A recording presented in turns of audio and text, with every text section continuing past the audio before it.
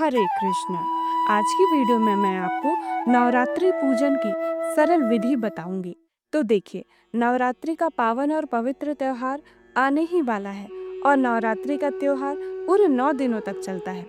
पूरे 9 दिनों की स्थापना हमें कैसे करनी है, पूजा कैसे करनी है, इसकी संपूर्ण विधि आज मैंने आपको इस वीडियो में शेयर की है।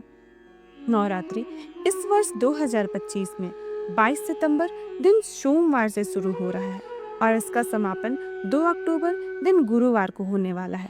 तो नवरात्रि के पहले दिन हम स्थापना कैसे करेंगे? सबसे पहले जिस जगह पर आप पूजा करेंगे उस जगह को अच्छे से साफ कर लेंगे। साफ कर लेने के बाद हमें यहाँ पर पूजा की चौकी लगानी है। यह चौकी आम की लकड़ी की बनी हो तो सर्वोत्तम माना जाता है। चौकी लगाते समय ध्यान दें, हम चावल के आटे से जमीन पर अल्पना या रंगोली बनाएंगे जिसे चौक पूर्णा कहा जाता है। उसके ऊपर हम चौकी विराजमान कर देंगे।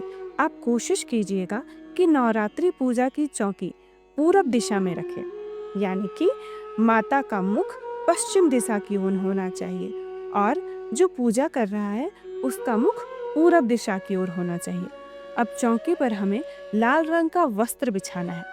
उसके बाद उस वस्त्र के ऊपर भी चावल की अल्पना बनानी है। चावल के आटे से अल्पना बनानी है और केले के पत्ते से चौके को सजा ले।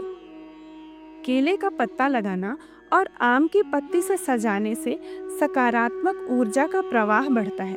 केले के पत्ते में शीतलता होती है, इसलिए इससे माता की चौकी में लगाया जाता है जिससे माता को शीतलता प्रदान हो।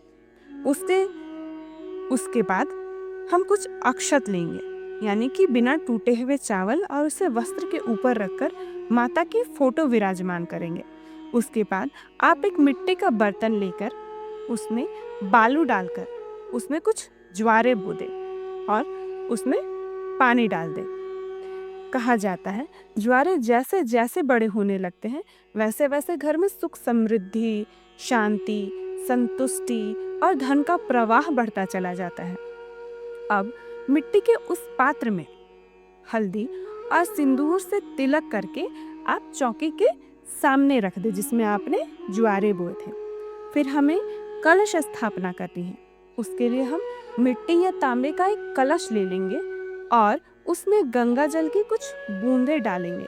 फिर साफ जल उसमें भरकर कलश को मौली बांध लेंगे और उस कलश पर स्वास्तिक बनाकर कलश के अंदर अब हम हल्दी, सुपारी, सिक्का, चावल और फूल फूल डाल देंगे।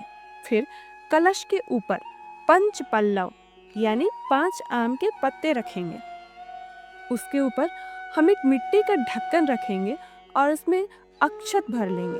फिर एक नारियल लेकर उसे लाल कपड़े से लपेटकर मौली बांधकर कलश के ऊपर रख लेंगे। फिर या तो नारियल का मुख ऊपर की तरफ या साधक की तरफ मुख करके रख देंगे और उस कलश को ज्वारे के ऊपर रख देंगे। आप चाहे तो कलश को अलग से भी रख सकते हैं। अब कलश स्थापना हो गई है। अब कुछ अक्षत लेकर उसे चौकी के ऊपर रखकर हम उसके ऊपर गणेश जी की स्थापना कर लेंगे। इस तरह माता की चौकी की स्थापना हमने कर ली है। अब हम अखंड दीपक जलाएंगे जो शुद्ध देशी घी का होना चाहिए। तो हम एक मिट्टी का चौमुखी दिया लेंगे, उसमें दीप प्रज्वलित करके कलश के बगल में रख देंगे। इसके बाद हम संकल्प करेंगे जिसमें आप सबसे पहले अपना नाम, गोत्र और स्थान का उच्चारण करेंगे और कहेंगे कि हे माँ, आज नवरात्रि के प्रथम दिन मैंने यह संकल्प लिया है कि मैं आज से 9 दिनों तक आपकी सेवा करूंगी, पूरे विधि विधान से आपकी पूजा करूंगी। तो कृपया कर आप मेरे इस पूजा को स्वीकार करें और सारी भूल चूक माफ करें और जो भी मनोकामना आपको मांगनी है उसे पूर्ण करने की प्रार्थना करें। उसके बाद आप सबसे पहले श्री गणेश की पूजा करें। सबसे पहले आप पुष्प लेकर गंगा जल से गणेश जी को छिड़के। फिर सारी चीजें आपको पुष्प से ही करनी है। आप दूध, दही, मधु, घृत, हल्दी, चंदन, शक्कर, पंचामृत इत्यादि चीजों से भगवान श्री गणेश का स्नान कराएं। फिर उन्हें वस्त्र प्रदान करें। आप मौली धागा लेकर श्री गणेश पर अर्पण कर दें, यह वस्त्र का काम करेगी। उसके बाद उन्हें चंदन का टीका करके पुष्पमाला अर्पण करें और 5 दूर्वा चढ़ाएं। उसके बाद भोग लगाएं और जलार्पण करके उनको दीपक दिखाएं। उसके बाद माता दुर्गा की पूजा करेंगे। सबसे पहले माता की दूध, दही, मधु, घृत, शर्करा, कुमकुम, अबीर, गुलाल, पंचामृत इत्यादि चीज़ों से स्नान कराएंगे। यह स्नान भी हमें पुष्प से ही करानी है। फिर उन्हें वस्त्र अर्पण करेंगे। आप उन्हें साड़ी और पूरे 16 श्रृंगार की सामग्री अर्पित करें। फिर माता को चुनरी चढ़ाएंगे। उसके बाद उन्हें, महिलाएं हैं तो उन्हें सिंदूर अर्पण करें, पुरुष हैं तो उनके चरणों में हल्दी और कुमकुम अर्पित करें। उसके बाद माता को भोग अर्पित करेंगे। आप बतासा, मिश्री, पंचमेवा का भोग अर्पित कर सकते हैं।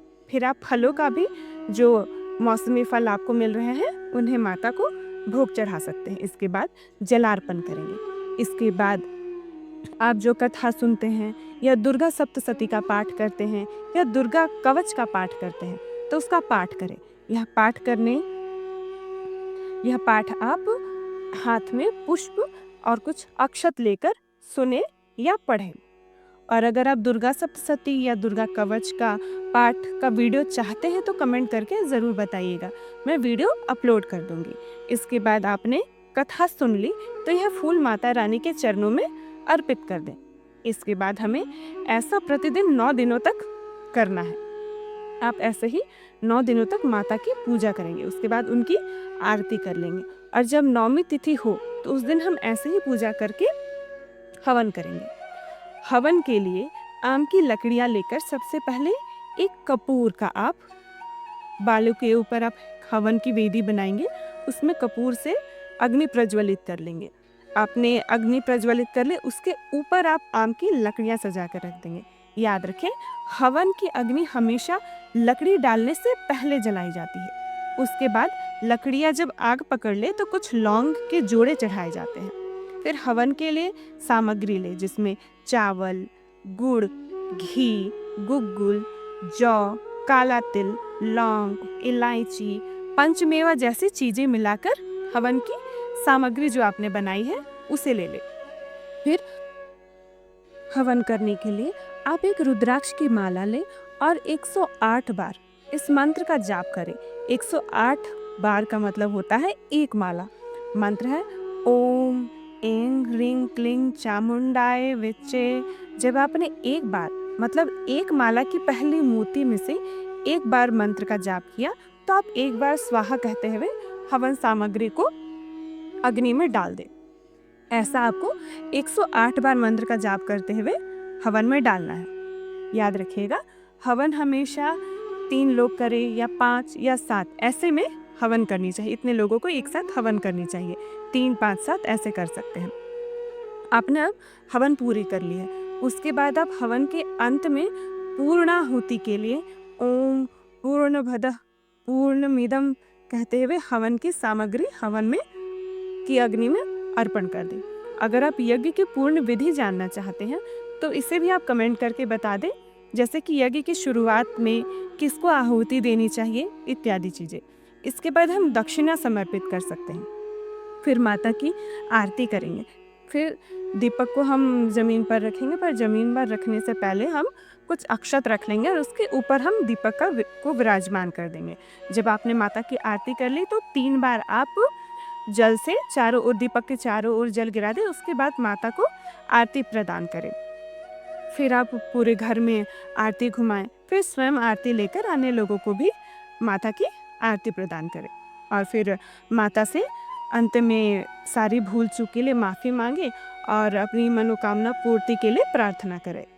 इस तरह से हम माता रानी की पूरे 9 दिनों तक पूजा करेंगे और अंत में जब आपने सारी पूजा कर ली तो अंत में हम जो ज्वारे हमने बोए थे उसे हम सींच लेंगे। आज शाम के समय में भी माता को दिया ज़रूर दिखाएंगे और नवमी की पूजा के उपरांत माता का विसर्जन कर देंगे। आपने 9 दिनों तक माता की सुबह शाम पूजा की है, तो जब नवमी की तिथि को आपने माता की सुबह पूजा कर ली तो शाम की पूजा के बाद आप माता का विसर्जन कर देंगे। तो दोस्तों, आपको नवरात्रि पूजन की ये सरल विधि कैसी लगी? कमेंट करके ज़रूर बताना और वीडियो को लाइक, शेयर और सब्सक्राइब ज़रूर करना। Thank you.